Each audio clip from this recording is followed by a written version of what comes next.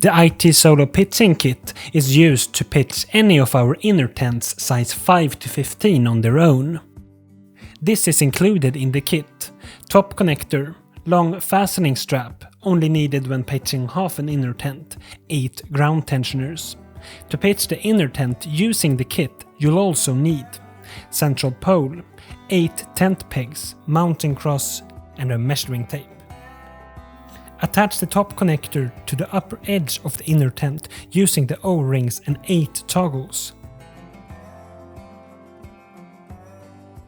Attach the 8 ground tensioners to the lower edge of the inner tent using the O-rings and the toggles.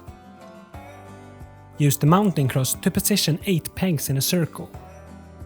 Then attach a ground tensioner to each peg. Put the central pole inside the sleeve of the top connector and then pitch the inner tent by pushing the pole upwards. Put it down in the center of the tent.